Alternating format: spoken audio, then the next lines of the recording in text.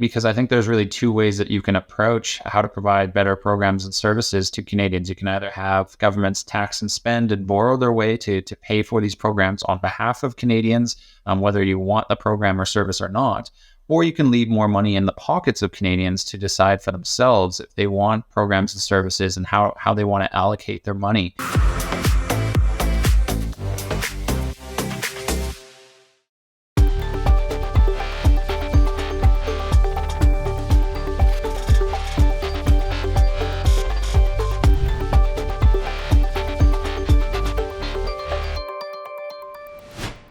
Hello, welcome to Strictly Money, where your finance and prosperity meet. I'm Saijal Patel. Today, we are unpacking Finance Minister Chrystia Freeland's fourth federal budget.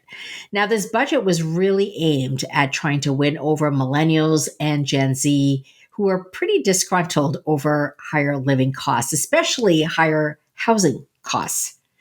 But this is coming at a time where productivity and the standard of living for Canadians has dropped.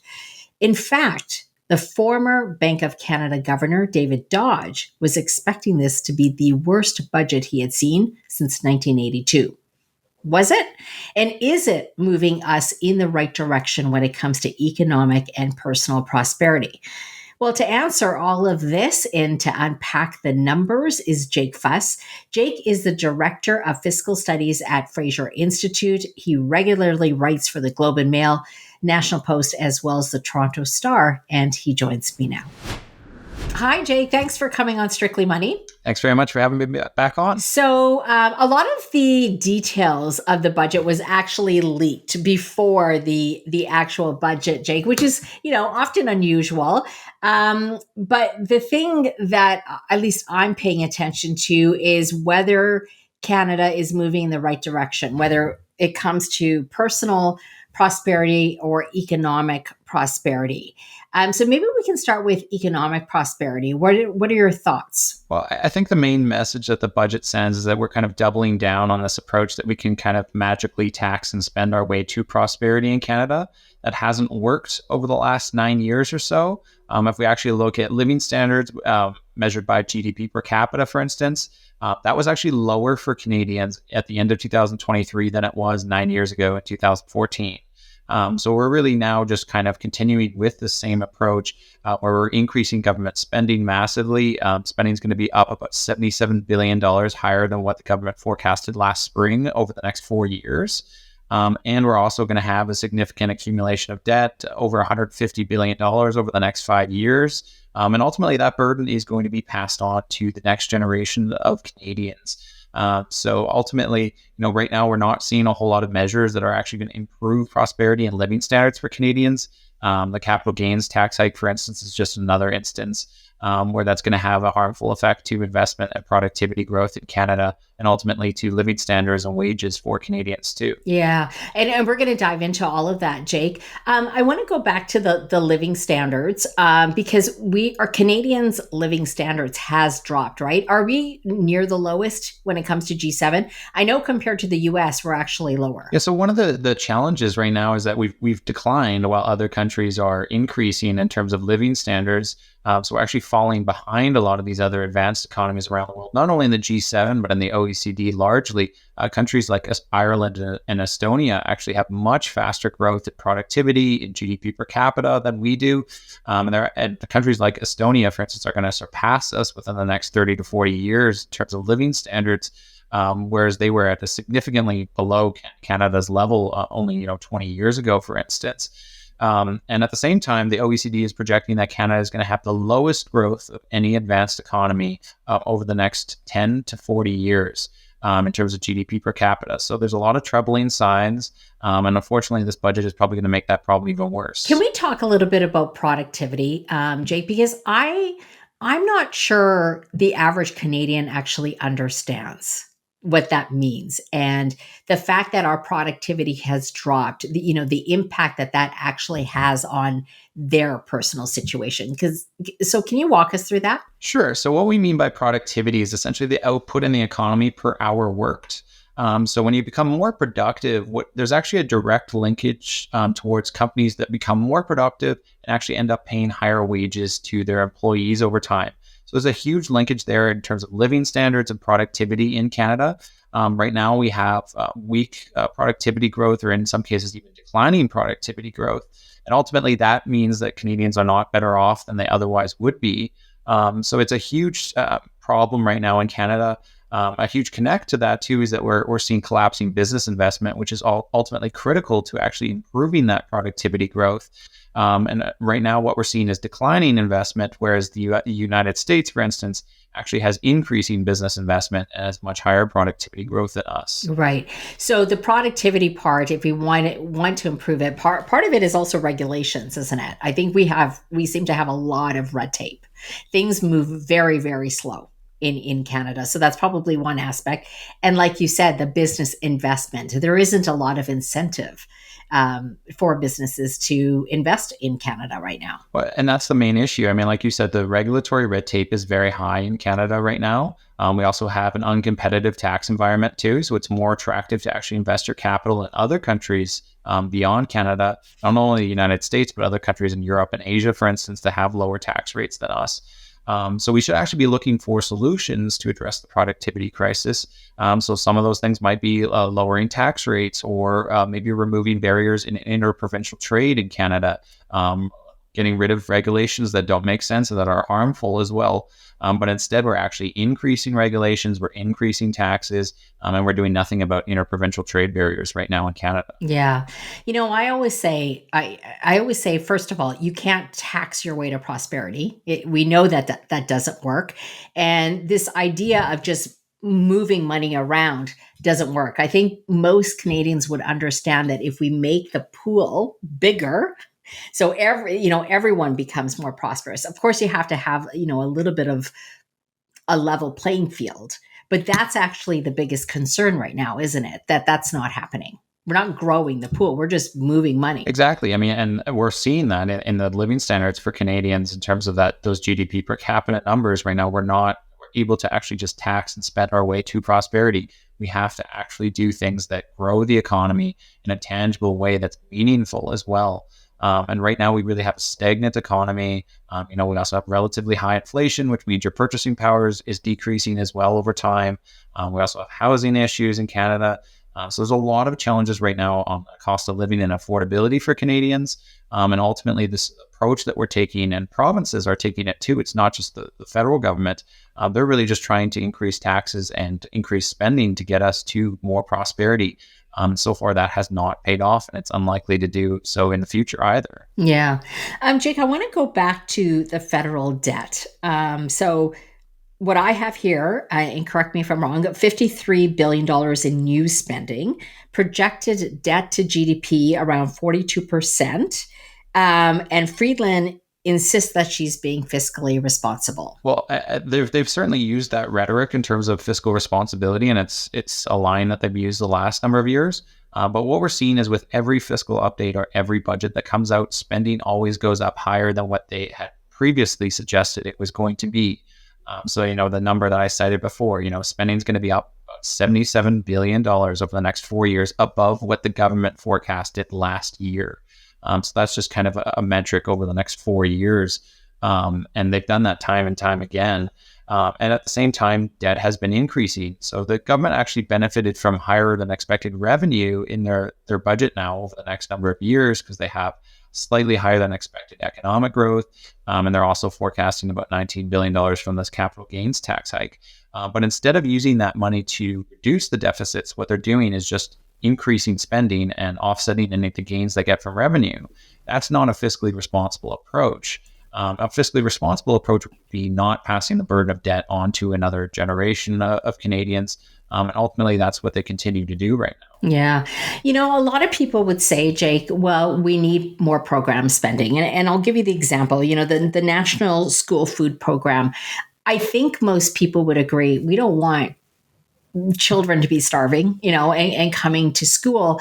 The argument, though, that I make is that you're not fixing the problem by handing them money. I think most families would rather see sustainable living costs so they're saving and so they can decide what that looks like and they can actually feed their children rather than, rely on the government. And this is what concerns me is that there's this cycle, the vicious cycle of just here, we're just going to keep handing you money. So you become addicted to this. Well, and I think that's right, because I think there's really two ways that you can approach how to provide better programs and services to Canadians. You can either have governments tax and spend and borrow their way to pay for these programs on behalf of Canadians, whether you want the program or service or not. Or you can leave more money in the pockets of Canadians to decide for themselves if they want programs and services and how they want to allocate their money. But right now, we're really choosing the former approach rather than the latter. And ultimately, that is a philosophy that it's not really paying off for us in terms of addressing, how do we improve living standards for Canadians? How do we let them decide for themselves how to improve our quality of life in Canada? And so far, this plan has really not worked. I want to go back to the debt too. What is it? The actual debt is it 1.5 trillion? I'm forgetting. I don't have that number here. But this is what concerns me because the interest in servicing that debt, the money that's going towards it, if I'm correct, Jake, it's going to be around $60 billion. Which is actually more, we're spending more on interest payments than we are actually going towards our healthcare, if I'm right. This is what I've read. Is that right? That's correct. So in 2024, the government's expecting to spend about $54 billion on debt interest payments. That's higher than what we spend on the Canada Health Transfer, which is the money that the federal government sends to the provinces for their healthcare. They're spending about $52 billion on that. So we're spending $2 billion more on debt interest payments than we are on the healthcare transfers. And if you actually look at the budget as well, you'll notice that the GST, or goods and services tax revenue, is exactly equivalent to the amount that we're paying in debt interest payments. So in other words, all of the money that we're giving to the government in terms of goods and services tax is going straight to debt interest payments at $54 billion this year. And that number is expected to increase over the next number of years. We're going to surpass $60 billion within the next 5 years on debt interest payments. That is a lot of hospitals. That's a lot of schools. That's a lot of money that could be used somewhere else. Jake, before we go to a commercial break, I do want to get your thoughts on this. There is a difference between spending and investing, right? Where would you like spending to happen versus investing? Yes, so this is a great question. Well, ultimately, governments usually phrase a lot of spending as investments. Now, there are certain elements of spending that can be better than others. So, for instance, investing in infrastructure can actually lead to higher economic growth.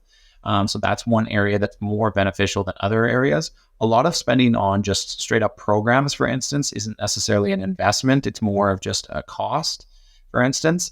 The other thing too is, spending on things like national defense. Well, that's a core function of the federal government, so that might actually have some benefits to it as well. But there is this whole notion right now from governments that every source of spending is really an investment in Canadians, but that's not the case. A lot of it is just indebting Canadians and not necessarily leading to the boost in economic growth that we actually. And I say that to folks, right? You know the difference because there is a difference between spending and investing. Okay, we're going to take a quick commercial break and hear from our sponsors, BMO ETFs, and we'll be right back.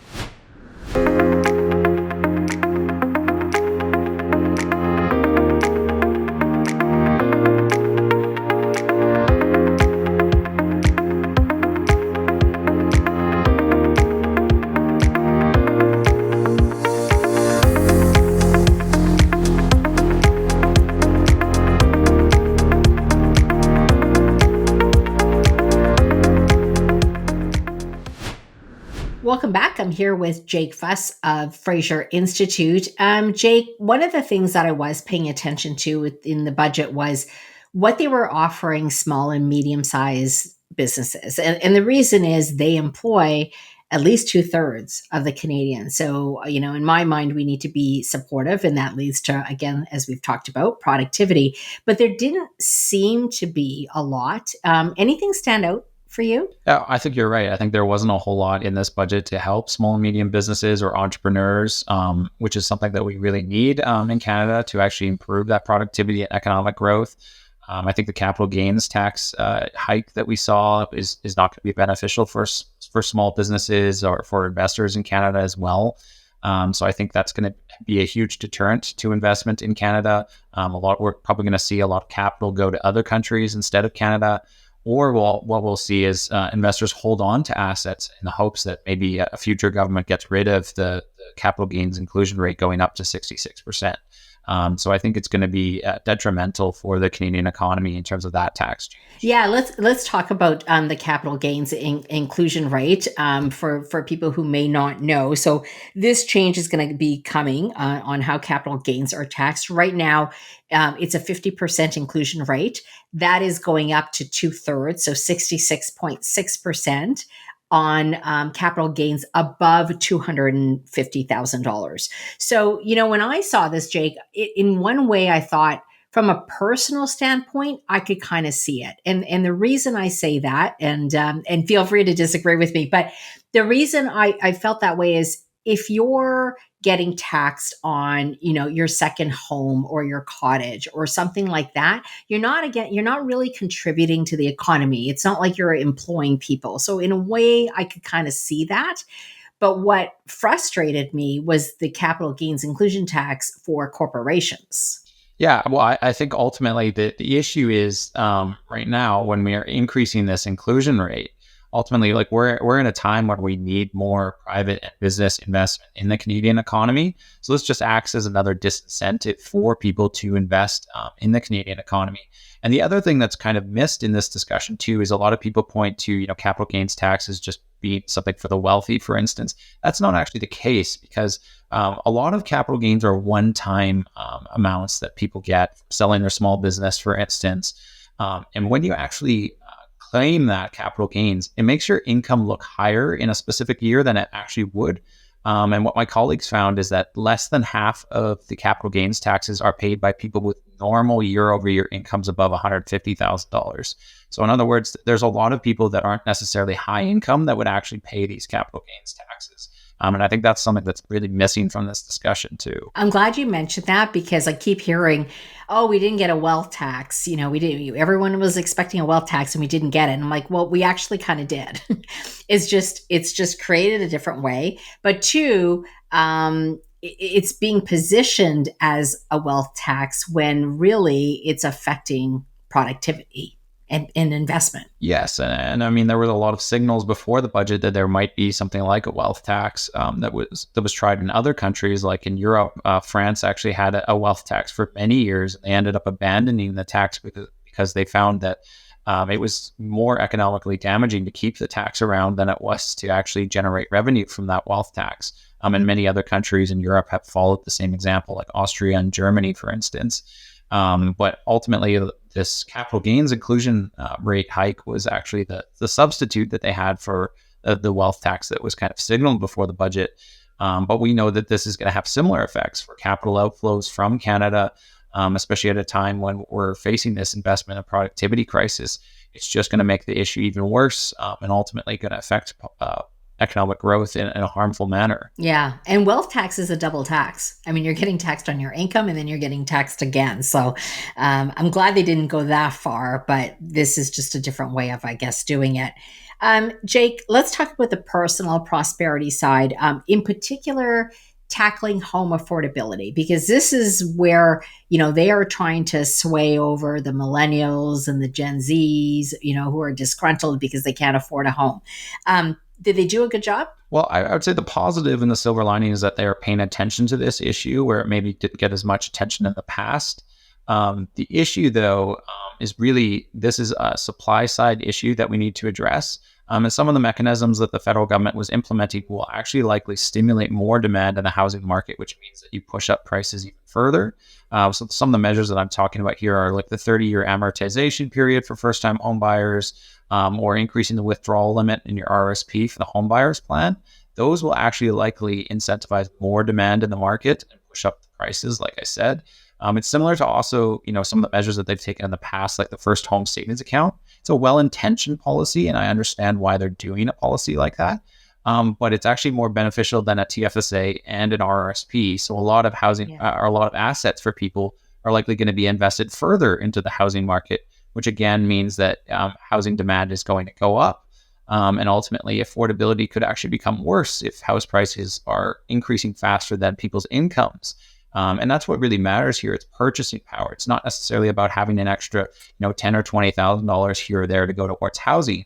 If your house prices are going up by $30,000 and your income's only going up by $20,000, for instance, that means that you're actually worse off than you were before in terms of affordability. What I don't like about this, Jake, in terms of sort of the 30-year amortization in the RSP, the first home buyer's plan, is that it's sending the wrong signal. And I don't know if they realize this, that what you're basically saying to someone is, hey, you know what, your retirement doesn't really matter. You can pull your money out and focus on buying a home. And I understand why homes are important, but you really do need a balance. If you look at the statistics, so many people are not even saving for a 25, 30-year retirement.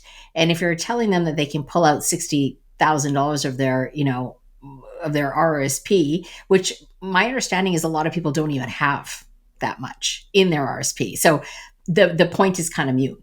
They probably wouldn't even be able to pull that much money out because they don't have it in the first place.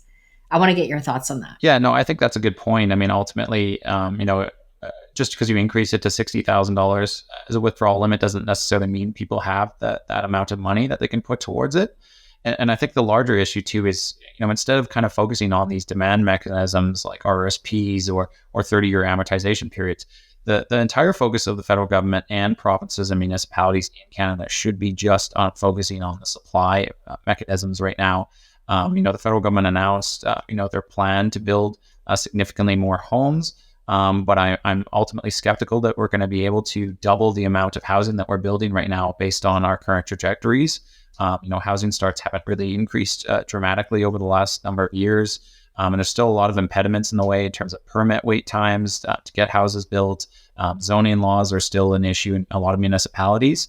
And ultimately, we do need to focus on increasing supply quite dramatically, especially with how fast the population is going to grow in Canada. I'm glad you made that point because I was listening to an interview this morning and they were saying just the zoning, to try to get the land to build on. I think, if I'm correct, it takes about 7 or 8 years in Canada, and it only takes about 2 or 3 in the US. So that's a huge issue. So unless I think they fix that, we're going to keep banging our head against the wall when it comes to supply. Exactly. I mean, there's a lot of regulatory red tape at the provincial and municipal level right now in Canada, which is really the primary jurisdiction responsible for housing. So places like Toronto and Vancouver, it takes several years to get permits to build homes, which slows down the process, decreases the supply available in the market, increases the housing prices.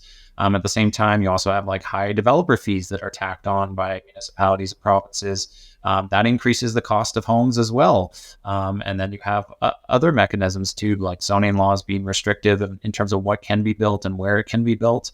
That ultimately is going to suppress the supply of housing as well, which again pushes up prices and makes it less affordable for Canadians.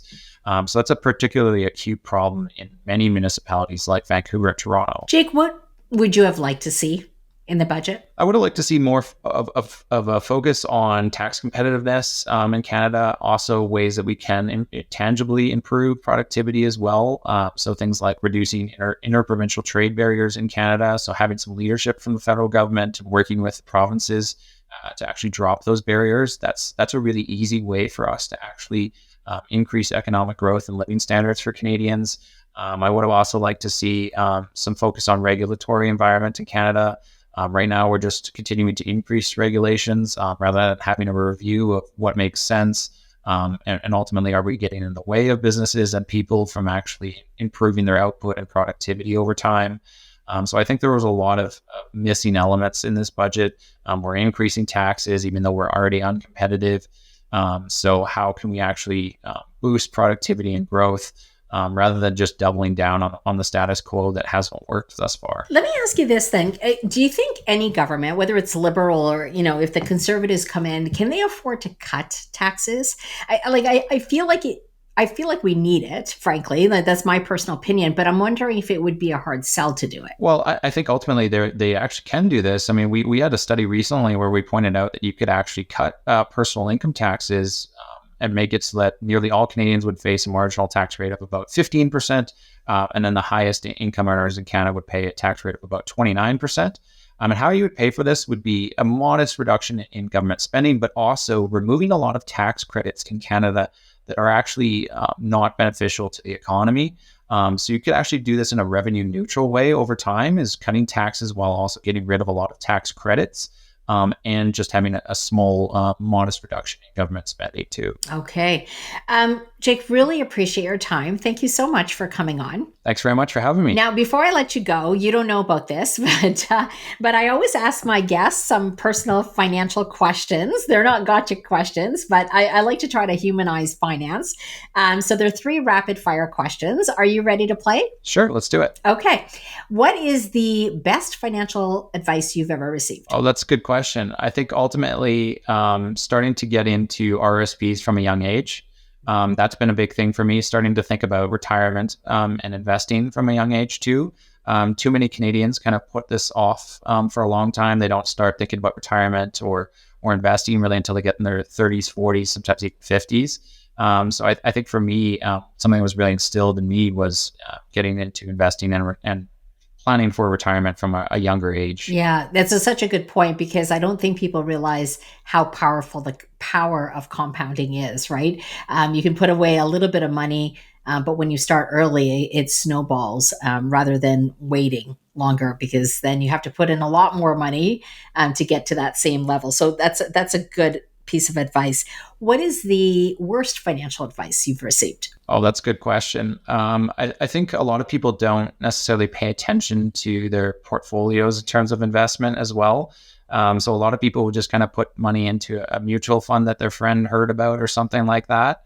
And for me, I think it's actually important to kind of do your own individual research. Yes, you want to listen to multiple different voices, but you also want to do a portfolio that matches what works for you, and also have a budget in mind for yourself. I think there's far too few people that actually budget their money and actually actively look at their portfolios on a regular basis too. Yeah, that's a really good one. Investing is personal, right? You can't take your friend's advice because it might not make sense for yours. Okay, last one. If you could enact a law that would help people with their financial well-being, what would it be? I think for me, it's actually about getting curriculum at a young age in our education system about personal financial literacy. I think there's, some people have great parents like myself that taught me from a young age about financial literacy and how to budget and how to spend your money and how to save. But I think, unfortunately, a lot of people don't necessarily have those circumstances where they're taught from a young age about personal financial literacy. So I think there could be a mechanism in educational systems from junior high or high school to start teaching a lot of these. And I know it already happens a little bit in Ontario, for instance, but I think even from a younger age and a more advanced curriculum would be very beneficial for people, so they can understand how to do tax planning, how they can understand how to budget, how to save, and how to invest. I have to agree with that. It's a life essential skill, and one that's probably going to carry people further than learning about trigonometry or something like that, right? Not that I'm saying that it's not important, but when you think about both, one's going to probably play a bigger role in someone's life. Thank you again, Jake. Thanks for coming on. Thanks very much. I appreciate having me on. Well, that wraps up this edition of Strictly Money. If you have thoughts about the budget, drop them in the comments below if you're on YouTube, or connect with me on LinkedIn and let me know.